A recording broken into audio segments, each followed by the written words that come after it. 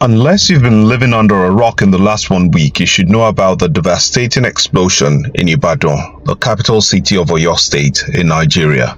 There have been so many conspiracy theories and misconceptions flying everywhere, but a very tiny team of people have been able to do an independent study of the event and have come up with a few observations based on deep and informed research, an interview of the victims, and some eyewitnesses. This video, however, is not going to be about our findings, but will be dedicated to talking about a very important person who did a fantastic job of designing two of the buildings that survived the devastating blast, saving the lives of every single occupant of these buildings.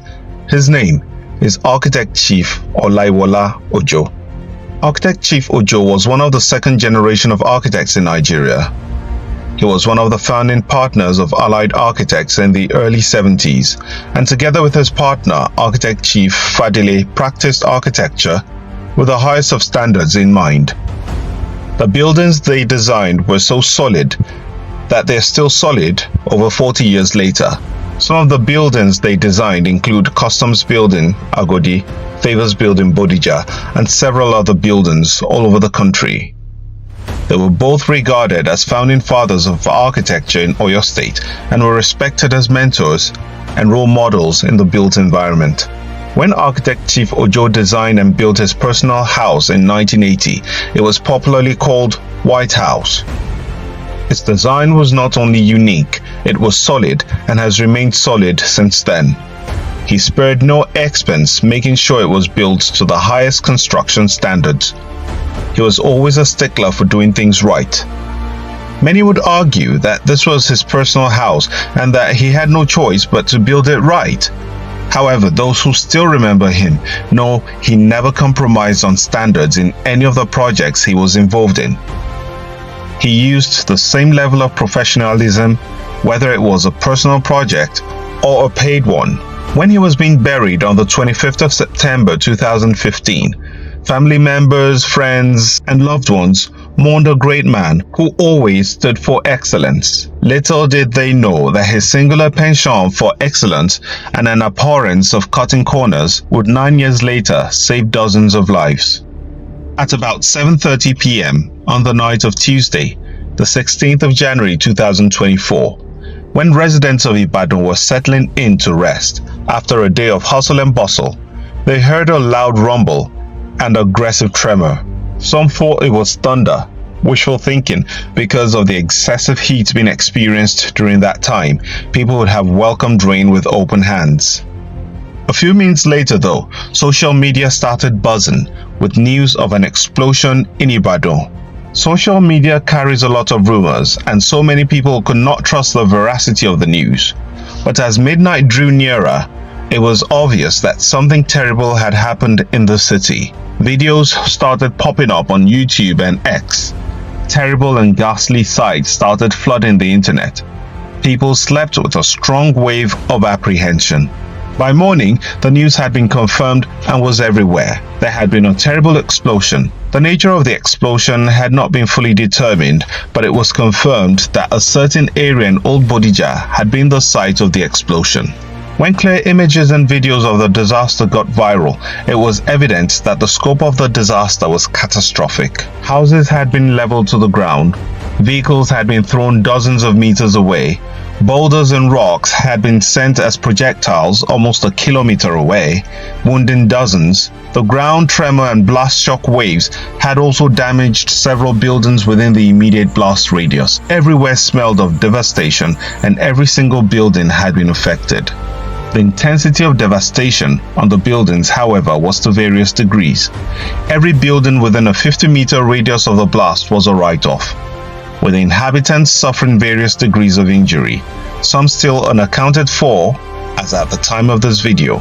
Unfortunately and expectedly, understanding the force of the blast, a few people died immediately, mainly from the blast and some from injury from falling walls, concrete members, and glass. Many others were buried alive, some rescued, while some are still being pulled out from the rubble at the time of the release of this video.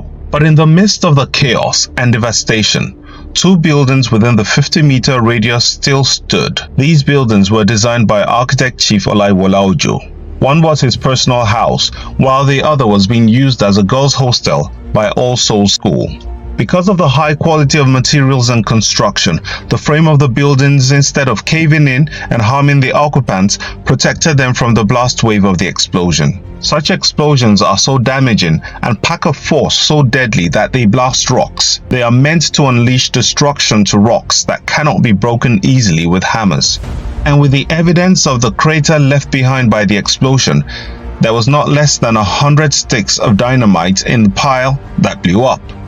A stockpile of dynamite that can create a 6-foot crater in the ground would easily level anything within a 50-meter radius. The house of architect Chief Ojo was barely 25 meters from the blast origin, and the frame stood fast. Of course, glass in the windows was shattered, sections of the walls came down, the roof was blown off, other less solid materials came down, but the main frame of the buildings stood fast. In fact, the buildings were so well built that after they took the brunt of the blast force and absorbed it, the buildings behind them were leveled.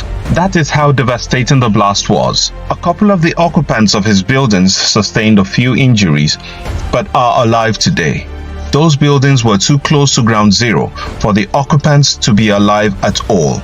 But they are alive, and those injured are recovering fast. The buildings designed by architect Chief Olaiwola Ojo are a testament to the lasting legacy of high standards. A well-designed, well-constructed building will always win the day and will avoid issues like collapse and water seepage which bedevil our societies today. Architect Chief Ojo might be gone now, but he showed that he looked out for his family and others even in his death.